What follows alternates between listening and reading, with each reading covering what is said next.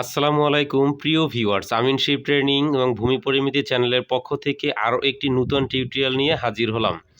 আজকে আমাদের টিউটোরিয়ালটির বিষয় হলো একটি অনিয়মিত চতুর্ভুজ আকৃতির জমিকে আমরা প্রচলিত বিভিন্ন সূত্রে বের করব এবং কোন সঠিক কোন সূত্রটি সঠিক বা ফর্মুলাটি আমরা জানব যে আসলে এই যতগুলো সূত্র আছে এর ভিতরে কোন সূত্রটি দিয়ে জমি পরিমাপ করলে সঠিক পরিমাপটি আপনারা জানতে পারবেন। আমরা সেই বিষয়টি আজকে এই ভিডিওর মাধ্যমে তুলে ধরব, যাতে এই ভিডিওটি দেখে সবাই উপকৃত হতে পারেন। প্রিয় দর্শক, নূতন যারা দর্শক রয়েছেন অবশ্যই ভিডিওটি না টেনে সম্পূর্ণ ভিডিওটি দেখতে থাকবেন এবং চ্যানেলটি সাবস্ক্রাইব করে পাশে থাকা বেল বাটনটি প্রেস করে রাখুন। পরবর্তী কোনো ভিডিও আপলোড করার সাথে সাথেই আপনার নোটিফিকেশনে চলে যাবে এবং আপনি সবার আগে ভিডিওটি দেখতে পারবেন। চলুন দেরি না করে আমরা চলে যাচ্ছি আমাদের আলোচনার বিষয়। ভূমি পরিমাপের জন্য সর্বমোট 5টি সূত্রের ব্যবহার করা হয়। যদি একটি ভূমি আপনি পরিমাপ করেন তাহলে 5টি সূত্রের ব্যবহার করা হয়। 5টি সূত্রের ভিতরে 5টি সূত্রই যে আসলে সঠিক এমনটি নয়। কোনো সূত্রে জমি মাপতে গেলে দেখা যায় যে 0.10, 0.20, 0.50 এভাবে বেড়ে যেতে পারে। কোনো সূত্রে মাপলে দেখা যায় 0.20, 50, 80 এরকম কমে যেতে পারে।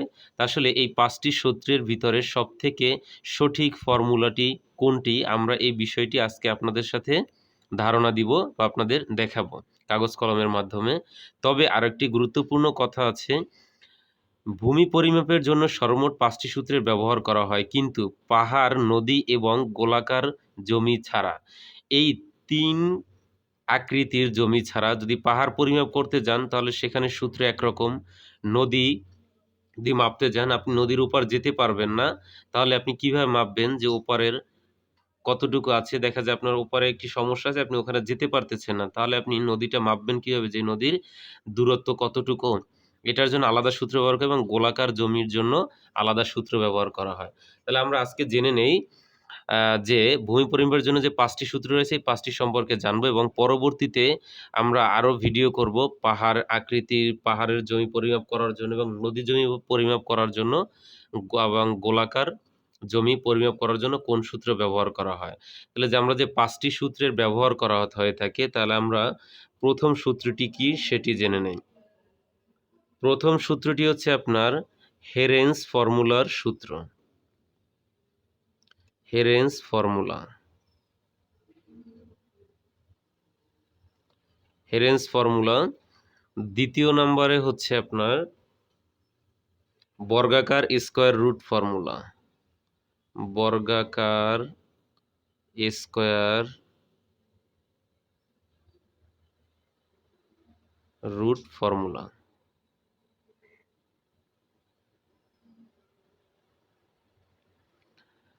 তৃতীয় নম্বরে হলো সমকোণী ত্রিভুজ ফর্মুলা।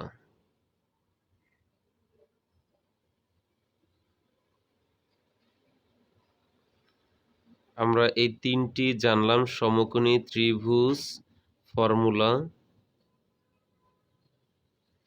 এবং চতুর্থ নম্বরে যদি আসি তাহলে আমরা এখানে পাবো আয়তাকার বা গড় পদ্ধতি। আয়তাকার বা গড় পদ্ধতি। পঞ্চম নম্বরে হলো ব্রহ্মপুত্রের সূত্র।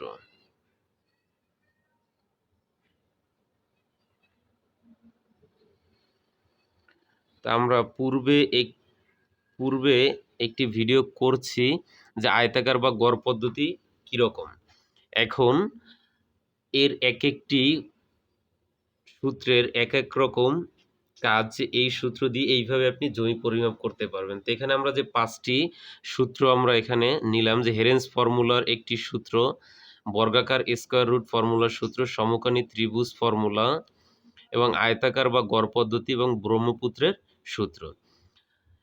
এখানে হচ্ছে ভিডিওটি আমি 5টা সূত্র দিয়ে যদি আমি পরিমাপ করতে যাই ভিডিওটি অনেক বড় হতে পারে। তারপর চেষ্টা করব যতদূর করা যায়, নয়তো পরবর্তীতে আমি এক একটি সূত্রের এক একটি ফর্মুলা আমি টোটাল বিস্তারিত আলোচনা করব। তাহলে এখানে যে ৫টা সূত্র আছে এর ভিতরে সবচেয়ে গুরুত্বপূর্ণ সূত্র যেই সূত্রের জমি পরিমাপ করলে এমন কোনো সার্ভে নেই যেটা আপনার ভুল ধরতে পারবে যেখানে জমির পরিমাণ কম হয়েছে। এটা কখনোই সম্ভব নয় এই সূত্রে পরিমাপ করলে।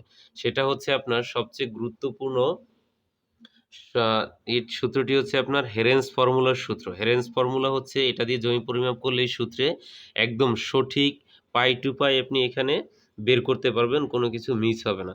তাহলে আমরা প্রথমেই হেরেন্স ফর্মুলার সূত্র থেকে জেনে নিব। তাহলে আমরা এখানে একটি জমি অঙ্কন করে নেই। তাহলে আমরা একটি একটি জমি নিয়ে নিলাম এখানে। তাহলে হেরেন্স ফর্মুলাতে যখন আপনি আসবেন তখন এক বাহুর দৈর্ঘ্য থেকে যদি অন্য বাহুর দৈর্ঘ্য ৫ ফিটের বেশি হয় তখনই আপনাকে এই ফর্মুলাটি ব্যবহার করতে হবে, কিংবা যদি ৪ বাহুর সমান হয় তাহলে কিন্তু আপনি আয়তাকার বা গড় পদ্ধতি স্কয়ার রুট ফর্মুলাতেই বর্গাকার যে স্কয়ার রুট ফর্মুলা আছে এটা থেকে আপনি সঠিক সূত্রটি বের করতে পারবেন। তাহলে আমরা আজকে হেরেন্স ফর্মুলা দেখব যে এক বাহুর দৈর্ঘ্য থেকে অন্য বাহুর দৈর্ঘ্য যদি অনেক বেশি হয় সেক্ষেত্রে এই সূত্রে পরিমাপ করলে সবথেকে সঠিক হবে।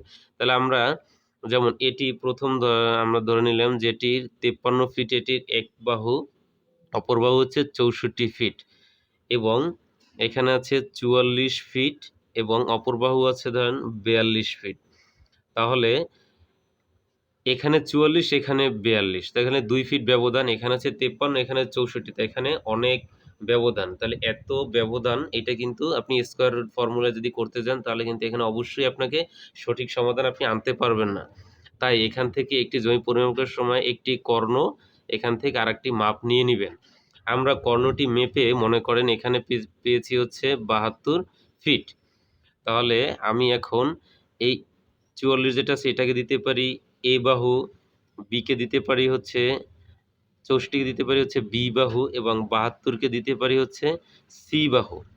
তাহলে এখানে আমি ৪২কে এখানে যদি আমি ধরে নেই এটা হচ্ছে বাহু এ, ৫৩কে আমি ধরে নেই বাহু বি এবং সি হচ্ছে ৭২ মধ্যবর্তী মাপ। তাহলে প্রথম আমি যদি মাপটি এটি করে নেই যে হেরেন্স ফর্মুলা এ প্লাস বি প্লাস হচ্ছে সি ডিভাইডেড হচ্ছে 2। এখন আমরা এটিকে মানটি যদি বসিয়ে নেই তাহলে আমরা প্রথম মান পাবো হচ্ছে এ এর মান হচ্ছে 44 প্লাস হচ্ছে বি এর মান হচ্ছে 64 ইন প্লাস হচ্ছে আপনার 72, তাহলে ডিভাইডেড হচ্ছে 2।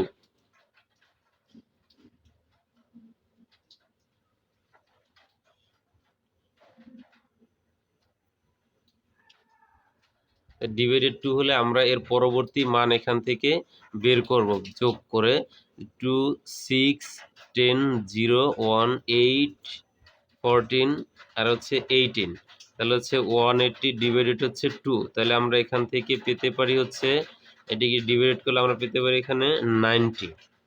90 বলে আমাদের এখানে এখন আসতে হবে হচ্ছে রুট ফর্মুলায়। তাহলে রুট ওভার যদি আমরা করে নেই তাহলে আমরা জানি রুটের মান হচ্ছে এস ধরে যদি অর্ধ পরিসীমা নেই তাহলে আমি এখানে সূত্র তুলে দেই এস ইন্টু হচ্ছে আপনার এস মাইনাস এ ইন্টু হচ্ছে এস মাইনাস হচ্ছে বি ইন্টু হচ্ছে এস মাইনাস সি। তাহলে আমি আবার সূত্রে নিয়ে যাই রুট ফর্মুলাতে। এস এর মান আমরা পেয়েছি এখানে হচ্ছে 90, তাহলে 90 মাইনাস হচ্ছে এ এর মান ছিল আমাদের 44 ইন্টু সরি এখানে ইন্টু, এবার এস এর মান হচ্ছে 90, বি এর মান হচ্ছে আপনার 64, তাহলে এখানে আমি দিয়ে দিচ্ছি 64 ইন্টু হচ্ছে এস এর মান হলো 90 মাইনাস সি এর মান হচ্ছে 72। এখন যদি আমরা এটিকে হিসাব করে নেই তাহলে আমাদের এখানে চলে আসি, আমরা আবার রুট ওভার করে নিচ্ছি। তাহলে আমাদের এখানে মান থাকবে হচ্ছে, আমরা এখন ক্যালকুলেটরে হিসাব করে নেই যে আসলে এখানে কত হতে পারে।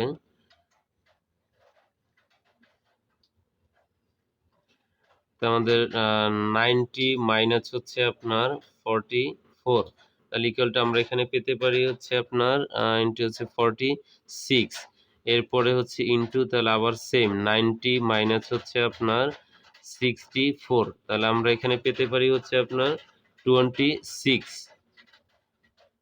ইন্টু হচ্ছে 90 46 26, এরপরে হচ্ছে আপনার 90 মাইনাস হলো 72, তাহলে এখানে আমরা পেতে পারি হচ্ছে 18।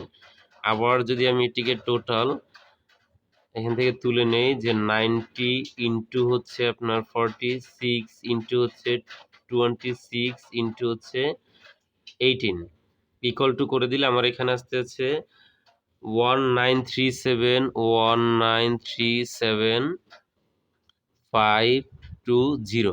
এটিকে যদি আমি রুট ওভার করে দেই তাহলে আমি এখানে টোটাল পাবো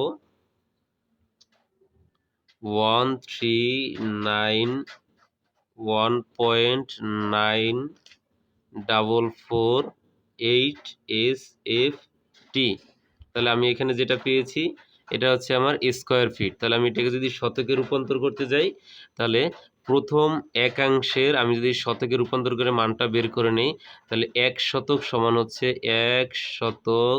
435.60 স্কোয়ার ফিট। তাহলে আমি যদি এটিকে ডিভাইডেড করে নেই যে 139194448 ডিভাইডেড 435.60 স্কোয়ার ফিট, তাহলে এটিকে যদি আমি এখন ডিভাইডেড করে নেই তাহলে আমি কত পেতে পারি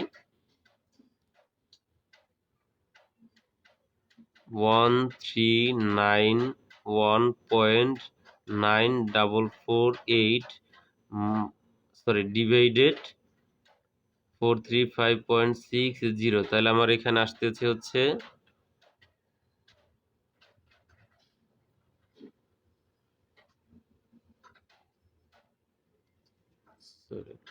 এখানে আসবে হচ্ছে 13139.9448 ডিভাইডেড হচ্ছে 435.60 ইকুয়াল টু মিসিং হচ্ছে কেন 435.60 ডিভাইডেড হচ্ছে 1391 ইকুয়াল টু এখানে আসতেছে আমার 1391 ডিভাইডেড 435.60, তাহলে আমার এখানে আসতেছে 3.19। তাহলে ওখানে 32, তাহলে আমি ধরতে পারি হচ্ছে 3.20, এটা হচ্ছে আমার শতক।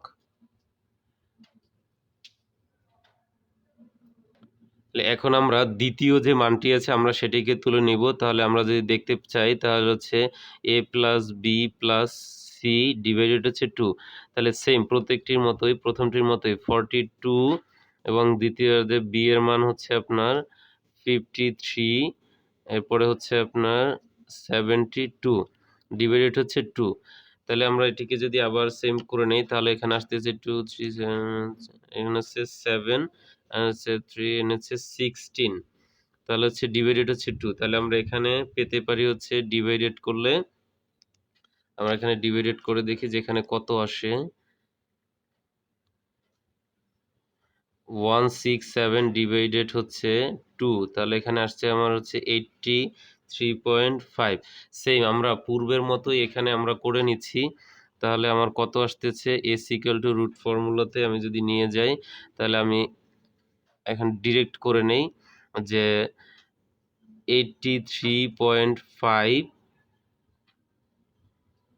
ইন্টু 83.5 মাইনাস হচ্ছে আপনার প্রথম মান ছিল 42 ইন্টু 83.5 মাইনাস হচ্ছে আপনার দ্বিতীয় মান ছিল হলো 53 ইন্টু হচ্ছে আপনার 83.5 মাইনাস হচ্ছে আপনার 72। এটি যে আমরা হিসাব করে নেই, আমি ভিডিও সুবিধার্থে অনেক বড় হয়ে যাচ্ছে এজন্য আমি আগে হিসাবটি করে রেখেছিলাম। তাহলে আমি এখান থেকে শুধু তুলে নিচ্ছি। তাহলে 83.5 ইন্টু হচ্ছে আপনার 41.5 ইন্টু হচ্ছে 30.5 ইন্টু হচ্ছে 11.5। এখন এটিকে যদি আমি ইন্টু করে নেই তাহলে আমার আসতেছে 1215436 পয়েন্ট হচ্ছে 4375। এখন এটিকে যদি আমি রুট ওভার করে নিই তাহলে আসতেছে 1102.4683 তাহলে এইটা আসতেছে আমার স্কোয়ার ফিট। তাহলে আমি জানি ১ শতক সমান ৪৩৫.৬০। তাহলে আমি এটিকে যদি হিসাব করে নিই তাহলে আমার আসবে 1102.4683 ডিভাইডেড হচ্ছে ৪৩৫.৬০। তাহলে এখানে আমি যদি এটিকে ডিভাইডেড করে নেই তাহলে আমার আসতেছে হচ্ছে 2.53 শতক। এখন আমি দুটিকে যদি যোগ করে নেই তাহলে আমার আসতেছে প্রথম টোটাল, আমি এখানে লিখে দিলাম টোটাল। আমার প্রথম ছিল হচ্ছে 3.20 প্লাস হচ্ছে 2.53। তাহলে টোটালটি আমি এখানে করে নিলে আমার সম্পত্তি আসতেছে 5.73 শতক। তাহলে হেরেন্স ফর্মুলায় আমরা যেটি বের করলাম এটি হচ্ছে সঠিক এবং 100% একুরেট যোগ্য। এটি কেউ এখানে ভুল ধরার কোনো স্কোপ নেই। প্লাস এই সূত্রে জমি পরিমাপ করলে আপনি কখনোই জমির কম পরিমাপ পাবেন না, একদম সঠিক একটি হিসাব পাবেন। সবসময় চেষ্টা করবেন হেরেন্স ফর্মুলাতে এই ইয়াটি করার জন্য। প্রিয় দর্শক, ভিডিওটি ভালো লেগে থাকলে অবশ্যই ভিডিওটি লাইক কমেন্ট বেশি বেশি শেয়ার করে দিবেন এবং বেশি বেশি শেয়ার করে দিলে ভিডিওটি অনেকের কাছে পৌঁছে যাবে, সবাই গুরুত্বপূর্ণ তথ্যটি জানতে পারবে। আজকের মতো এখানেই বিদায় নিচ্ছি। আসসালামু আলাইকুম, আল্লাহ হাফেজ।